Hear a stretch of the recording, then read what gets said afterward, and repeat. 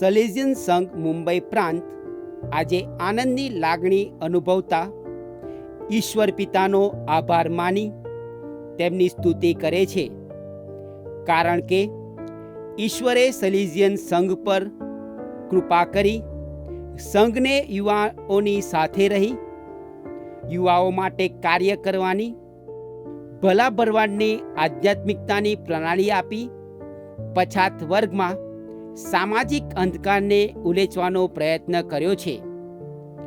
50 વર્ષથી પ્રભુ ઈસુના ચિંધ્યા માર્ગે સલેઝિયન મંડળ મુંબઈ પ્રાંતના ફાધરો અને બ્રધરો ગુજરાતમાં ઈશ્વરના સંતાનોની સેવા કરી રહ્યા છે.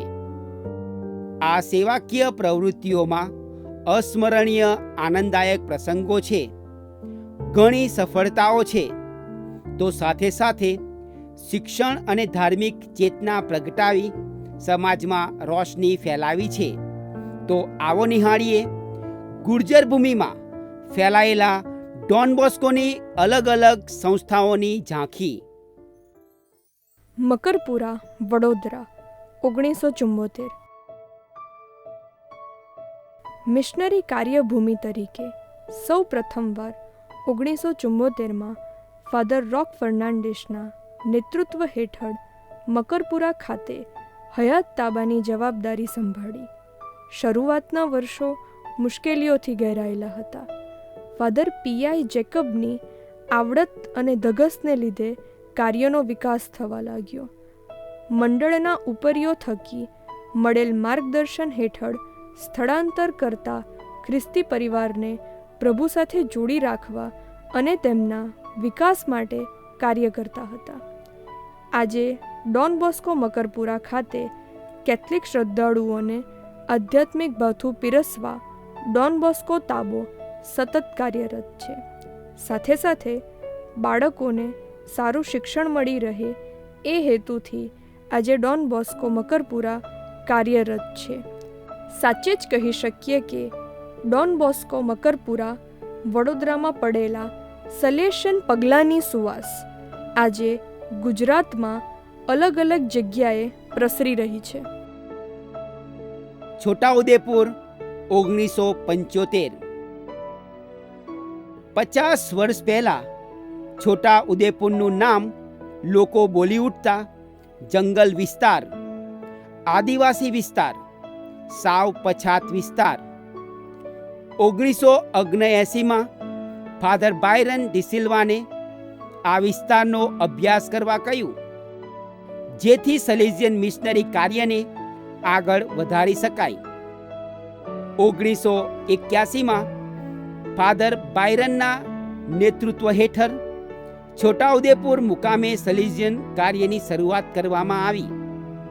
પ્રારંભમાં ઈશ્વરના રાજ્યનો ફેલાવો કરવાના હેતુથી શાળા, બોર્ડિંગ અને સમાજ સેવાના કાર્ય થકી પોતાની ઓળખ બનાવી.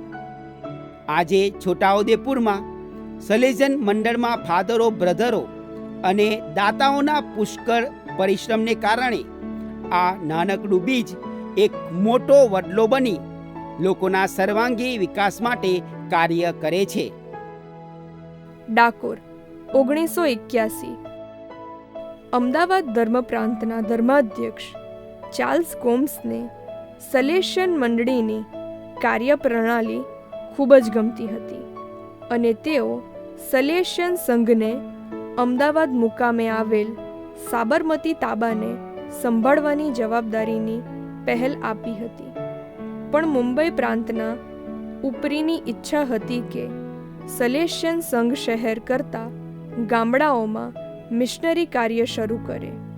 એ હેતુથી ફાધર આઇવન ડિસોઝાના નેતૃત્વ હેઠળ 1981માં ડાકોર મુકામે સંસ્થાની સ્થાપના કરવામાં આવી, જે આજે એક એજ્યુકેશન કોમ્પ્લેક્સ, રાજરાજેશ્વરનું દેવાલય, બાળકો માટે બોર્ડિંગ અને સમાજ સેવાના કાર્યથી ઈશ્વરનો પ્રેમ લોકો સુધી પહોંચાડી રહ્યા છે. નારુકોટ, 1986. સલેઝિયન સંઘના ફાધરો અને બ્રધરો પોતાના મિશનરી કાર્યનો લાભ વધુને વધુ લોકોને મળી રહે એ હેતુ પોતાની સેવાને વધુ વિસ્તૃત કરવા 1986માં પિલ્લુ મોદી નામના દાતાની સહાય હેઠળ ડોન બોસ્કોના ફાધર નેલ્સન કુટ્ટોના નેજા હેઠળ સેવા કાર્યની શરૂઆત કરી. દાતાની ઈચ્છા હતી કે આદિવાસી બાળકોને વ્યવસાયલક્ષી તાલીમ આપી પગભર બનાવવા. એ સ્વપ્નને સાકાર કરતા આજે ડોન બોસ્કો નારુકોટ, જે પછાત વર્ગમાંથી આવતા ગરીબ બાળકોને જ્ઞાનનું ભાથું ગુજરાતી, અંગ્રેજી શાળા અને બોર્ડિંગ મારફતે પીરસી રહ્યા છે. સાથે સાથે ગામડાઓના લોકોનું જીવન ધોરણ ઊંચું લાવવા અલગ અલગ વિકાસલક્ષી કાર્ય કરી ડોન બોસ્કોનું નામ ગામે ગામ ગુંજતું કરી રહ્યા છે. આજે નારુકોટ અને આજુબાજુના લોકો સન્માન, સમૃદ્ધિ અને ઉન્નત જીવન જીવી રહ્યા છે, કારણ આ જંગલ વિસ્તારમાં તેમના માટે ડોન બોસ્કો શૈક્ષણિક, સામાજિક અને આર્થિક રીતે પગભર થવા માટે શાળા અને સમાજ વિકાસ અને મૂલ્ય ઘડતરના કાર્યો કરી રહ્યા છે. કવાંટ 1987 રાઠ વિસ્તાર તરીકે ઓળખ પામેલા કવાંટને 50 વર્ષ પહેલાં ખૂબ જ પછાત વિસ્તાર તરીકે ગણવામાં આવતો હતો. સલેશન સંઘના ફાધરો અને બ્રધરોએ લોકોની જરૂરિયાતો નિહાળી તેમને પહોંચી વળવા કવાંટ મુકામે એક નાનકડી બોર્ડિંગની શરૂઆત કરી હતી. ફાધર સ્ટેની ફરેરાના નેતૃત્વ હેઠળ રાઠ વિસ્તારમાં લોકોના સર્વાંગી વિકાસની પ્રવૃત્તિઓનો પ્રારંભ થયો હતો, જે આજે ગુજરાત મિશનના વડલાઓની એક મોટી ડાળ બની ગઈ છે, જે ધાર્મિક, સામાજિક અને શૈક્ષણલક્ષી પ્રવૃત્તિઓ થકી પ્રભુના પ્રેમનો અનુભવ લોકોને કરાવે છે.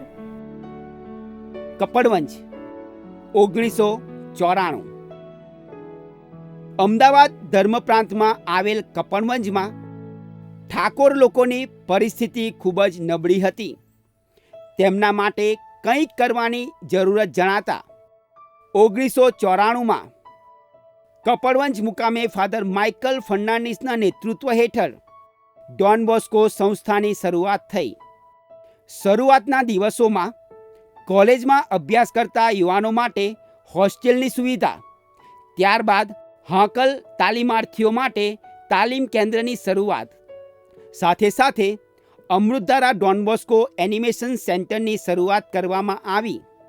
સમય જતાં લોકોની પરિસ્થિતિને ધ્યાનમાં લઈ સમાજ સેવા કાર્ય માટે દ્રષ્ટિ ડોન બોસ્કોની શરૂઆત કરવામાં આવી, જે કપડવંજ તાલુકાના ગામડાઓમાં મહિલા સશક્તિકરણ, મહિલાઓના શૈક્ષણિક વિકાસ તેમજ બાળકો માટે ટ્યુશન ક્લાસનું સંચાલન કરે છે, જેના દ્વારા પરિવારમાં મહત્ત્વનો ફાળો આપે છે. સાથે સાથે જરૂર જણાતા ગરીબ બાળકોના વિકાસ અર્થે અંગ્રેજી માધ્યમની શાળા શરૂ કરવામાં આવી. આમ કપડવંજમાં અમૃતધારા, દ્રષ્ટિ અને અંગ્રેજી માધ્યમની શાળા થકી કપડવંજ તાલુકાના ઘડતરમાં મહત્ત્વની ભૂમિકા ભજવી ડોન બોસ્કો સંસ્થા ઈશ્વરીય રાજ્યના મૂલ્યો ફેલાવવાનું અમૂલ્ય કાર્ય અવિરતપણે કરે છે. બોસ્કો સ્નેહાલયા 2001 ડોન બોસ્કો ટ્યુરિન શહેરમાં રખડતા રજડતા છોકરાઓની પરિસ્થિતિ જોઈ તેમને ઉત્તમ નાગરિક બનાવવા પીનારડી ઘરની શરૂઆત કરે છે. જે ઘર પ્રેમનું ઘર, જ્યાં દરેક યુવાન પોતાનું જીવન સુંદર બનાવી શકે. એ હેતુથી સલેશન મુંબઈ પ્રાંતે વડોદરા શહેરમાં રખડતી ઓરેટ્રીને કાયમી ઘરની ભેટ 24 મે 2011માં વિશ્વામિત્રી ખાતે પ્રાપ્ત થાય છે.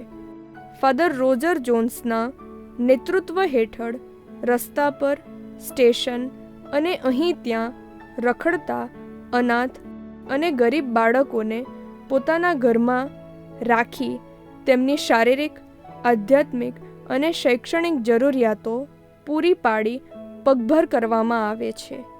આજે ઘણા બધા દાતાઓના સહયોગથી સંસ્થા બાળકોના સર્વાંગી વિકાસના અલગ અલગ પ્રયત્ન કરી રહી છે.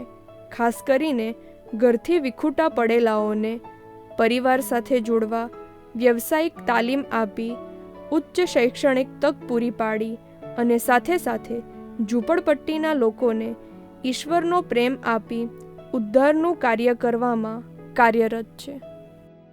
હાલમાં સલેઝિયન મુંબઈ પ્રાંતના પ્રાંતપતિ ફાધર સાવિયો સિલ્વેરા એસડીબીના નેતૃત્વ અને માર્ગદર્શન હેઠળ ડોન બોસ્કો ગુજરાત પ્રગતિના સોપાનો પાર કર્યા છે.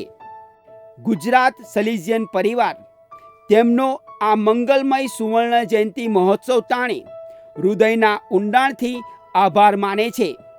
આજ દિન સુધી કામ કરી રહેલા દરેક ફાધરો, બ્રધરો, સિસ્ટરો, વડીલો અને નિષ્ઠાવાન લોકોના સહકાર અને આશીર્વાદથી ગુજરાત ડોન બોસ્કો સેવા કાર્ય કરે છે અને ભવિષ્યમાં કરતા રહેશે.